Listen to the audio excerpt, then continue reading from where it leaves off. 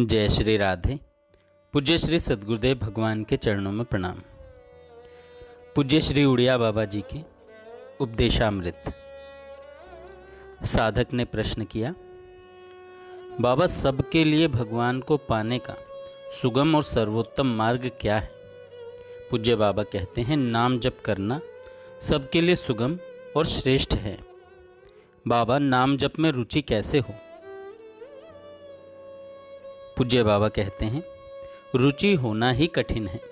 रुचि हो जाने पर तो भजन छूटता ही नहीं। विषय सेवन का अभ्यास अनेकों जन्मों से पड़ा हुआ है, वह धीरे धीरे बदलेगा। इसलिए उत्साहपूर्वक नाम जप करते रहना चाहिए। इससे ऊबने की जरूरत नहीं है। बाबा, श्री कृष्ण कीर्तन क्यों करना चाहिए? बाबा कहते हैं, श्री कृष्ण हमारे प्यारे हैं, इसलिए श्री कृष्ण हमारे प्यारे हैं इसलिए उनका कीर्तन करना चाहिए। प्यारे का नाम लेना हमारी न छूटने वाली आदत है। इसलिए प्यारे के नाम का जप, प्यारे के नाम का कीर्तन और प्यारे का गुणानुवाद किए बिना रहा ही नहीं जाता। यह भक्तों का मानव स्वभाव ही है। इसके लिए भले ही उनकी कोई निंदा करे, यह एक नियम भी है कि जिस प्रकार बनिए से व्यापार किए बिना नहीं रहा जाता, कामी से स्त्री का कीर्तन किए बिना नहीं रहा जाता, किसान से खेती किए बिना नहीं रहा जाता, इसी प्रकार भक्तों से श्री कृष्ण कीर्तन किए बिना नहीं रहा जाता। साधक ने कहा, महाराज जी, जो लोग लज्जा और संकोच छोड़कर कीर्तन करते हैं, उन्हें बहुत आदमी तो ढोंगी बताते हैं। बताने दो ढोंगी। बाबा कहते हैं, बताने दो ढोंगी। भोरे को तो रस चूसने से काम है। जो तमोगुणी होते हैं, उन्हें ही भगवान के नाम का कीर्तन करने में लज्जा आती है। साधक ने प्रश्न किया, क्या कीर्तन करने से ध्यान स्थिर रह सकता है? बाबा कहते हैं, कीर्तन भी ध्यान ही है। भगवत भक्त को भगवान का किसी भी प्रकार भजन कीर्तन करने से आनंद आ जाता है। भगवान को याद करना और इस जगत को भुलाना, यही हमारा लक्ष्य है। कीर्तन करो, कीर्तन से थक गए हो तो जप करो, जप से थक जाओ तो स्वाध्याय करो, और स्वाध्याय से भी थक जाओ तो ध्यान करो, और ध्यान से भी थक जाओ तो भगवत चर्चा करो। समय को व्यर्थ वार्ता में नष्ट न करो। हर समय भगवान का चिंतन करते रहो। साधक ने कहा, बाबा, कई लोग कहते हैं कीर्तन में झांझ पीटने से क्या पुण्य होता होगा? पूज्य बाबा कहते हैं, यदि पुण्य नहीं होता होगा तो पाप भी तो नहीं होता। जब तुम सुल्फा, बीड़ी, तंबाकू आदि का सेवन करने और ताश खेलने को बुरा नहीं मानते, तो इसी को बुरा क्यों मानते हो? कुछ न करने से तो यह अच्छा ही है। भाव कुभाव अनख आलस हूँ, नाम जपत मंगल दिसि दस हूँ। बाबा, श्री कृष्ण कीर्तन से क्या लाभ है? बाबा कहते हैं, श्री कृष्ण कीर्तन से साधक को भगवान श्री कृष्ण के दर्शन होते हैं, और उन सिद्धों को जिन्हें भगवान श्री कृष्ण के दर्शन हो गए हैं, अपने प्यारे के नाम लेने में परम आनंद आता है। परम आनंद आता है। साधक ने कहा, महाराज जी, संकीर्तन उत्सवों का लक्ष्य क्या होना चाहिए? बाबा कहते हैं, मैं तो कहता हूँ कि हरिनाम संकीर्तन हरि नाम में आसक्ति होने के लिए ही होना चाहिए, भगवान के दर्शन या किसी अन्य हेतु से नहीं। साधक का प्रश्न, तो क्या भगवान नाम में आसक्ति होना भगवत दर्शन से भी बढ़कर है? बाबा कहते हैं, हाँ, अवश्य बढ़कर है। भगवान नाम में आसक्ति हो जाने के बाद दर्शन हो चाहे ना हो, साधक को परवाह नहीं रहती। उसको दर्शन देने के लिए तो भगवान तैयार ही रहते हैं। साधक ने कहा, बाबा, कई लोग कहते हैं मन तो लगता नहीं। ऐसी अवस्था में क्या केवल जीभ से नाम जप करते रहने से लाभ हो सकता है? बाबा कहते हैं, अवश्य लाभ होता है, क्योंकि सांसारिक काम भी बिना मन लगे करने से पूरा हो ही जाता है। जैसे बही खाते का काम करते समय भी मन भ्रमण करता रहता है, किंतु इस प्रकार बिना मन लगे भी करते रहने से वह काम पूरा हो ही जाता है। वैसे ही बिना मन लगे केवल जीभ से जप करते रहने पर भी सफलता अवश्य मिलेगी।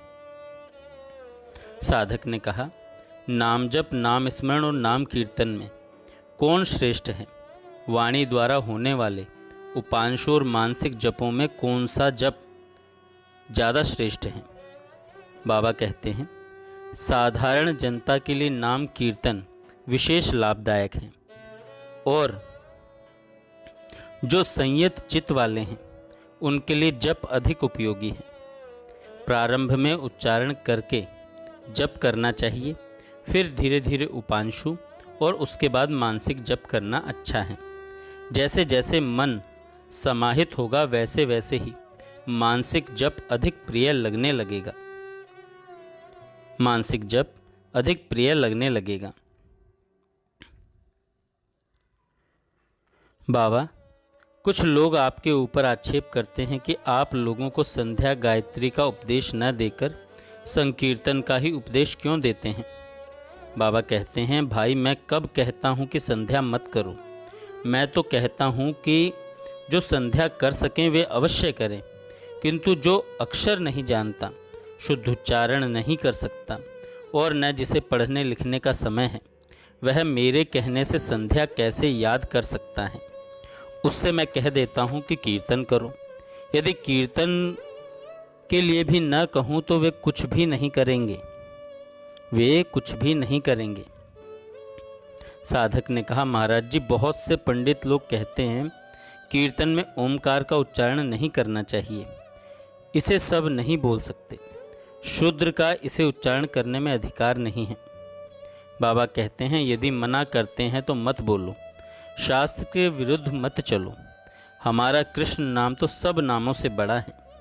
देखो, मुझे बंगाली स्वामी से एक श्लोक प्राप्त हुआ था, उसमें श्री कृष्ण नाम की कितनी महिमा है। कृष्ण, इस 2 वर्णों वाले नाम की जय हो। वह पाप रूपी पर्वतों को उखाड़ फेंकता है।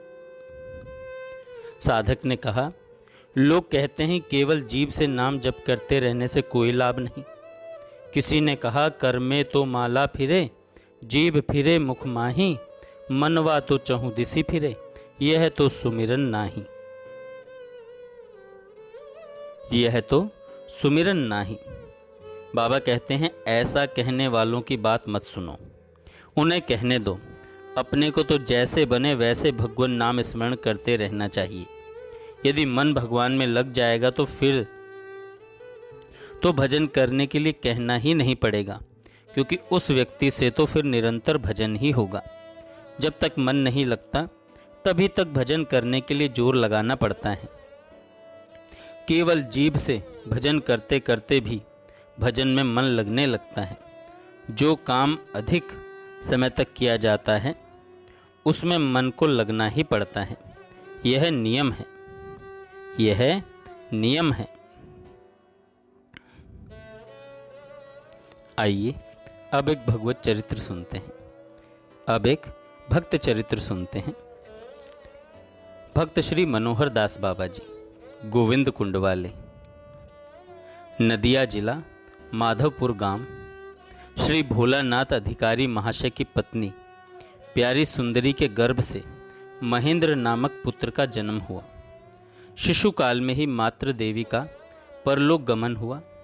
6 वर्ष की अवस्था में महेंद्र ने एक स्वप्न देखा कि एक साधु उसे घर से बाहर निकालकर वन में ले गए और वन के चारों ओर आग लगा दी। तभी से उन्हें संसार से विरक्ति हो गई। उन्होंने समझ लिया कि संसार एक वन है जिसके चारों ओर आग लगी है।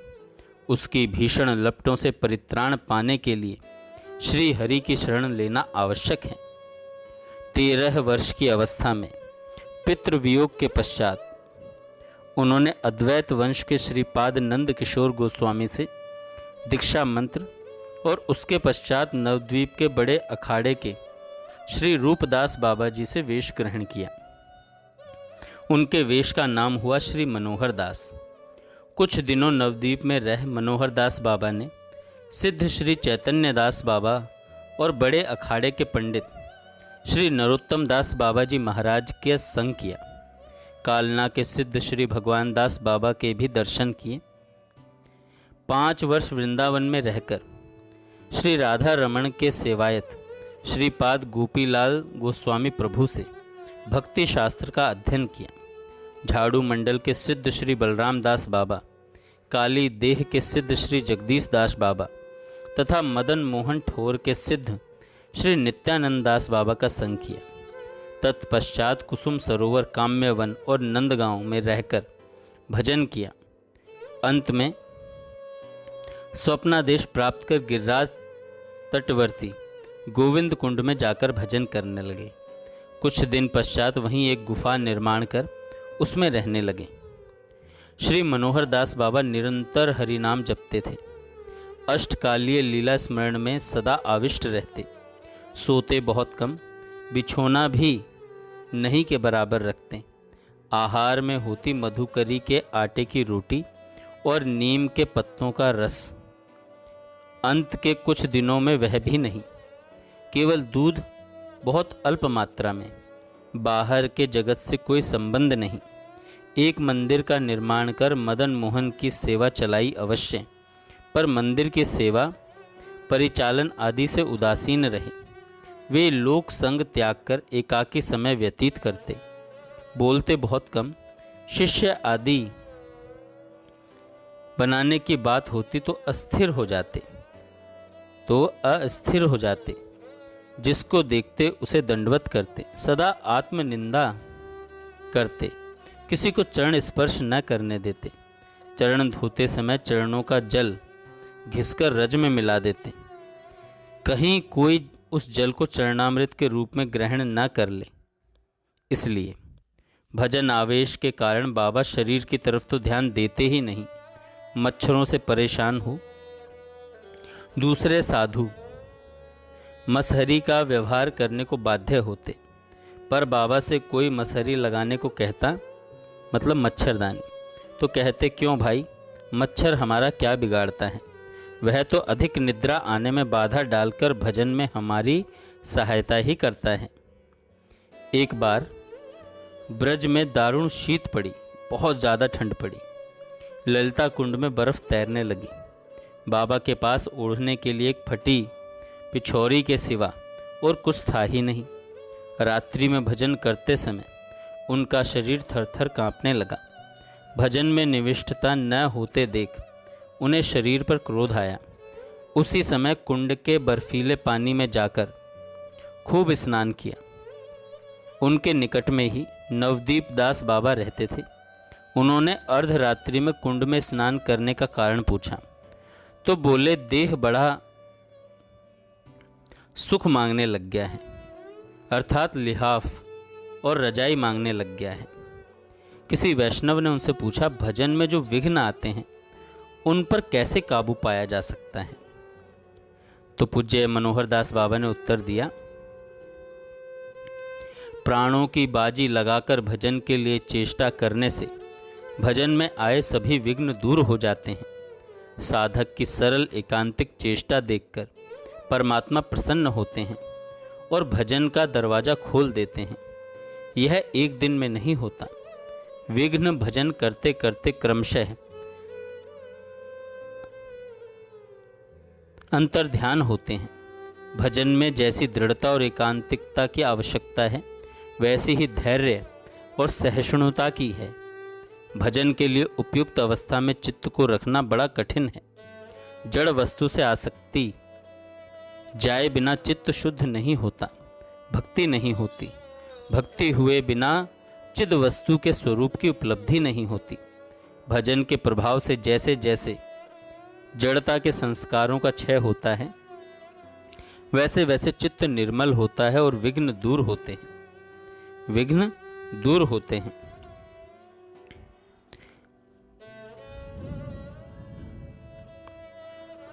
सन 1947 की श्रावणी शुक्ला त्रयोदशी को बाबा ने अप्रकट लीला में प्रवेश किया। भक्तों के कंठहार स्वरूप 2 ग्रंथों की वे रचना कर गए। वैदग्धि विलास और नाम रत्न माला। एक संत थे श्री दुर्लभ दास जी। वे भी गोविंद कुंड में जब श्री मनोहर दास बाबा जी ने रहना प्रारंभ किया, उस समय कुंड के उत्तरी तट पर श्री दुर्लभ दास बाबा जी भजन करते थे। वृंदावन में प्लेग का प्रकोप हुआ। दुर्लभ दास एक दिन दोपहर की कड़ी धूप में एक नीम के वृक्ष के नीचे बैठे थे। हाथ में माला थी, नाम जप कर रहे थे।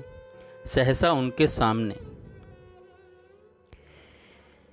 एक धूम्र वर्ण की एक प्रकांड भीषण मूर्ति उपस्थित हुई, एकदम काले रंग की।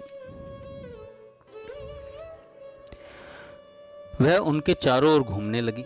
उन्होंने विस्मय भरे स्वर में पूछा, आप कौन हैं, यहाँ किस लिए आए हैं? तो उसने कहा, मैं काल दूत हूँ, आपको लेने आया हूँ।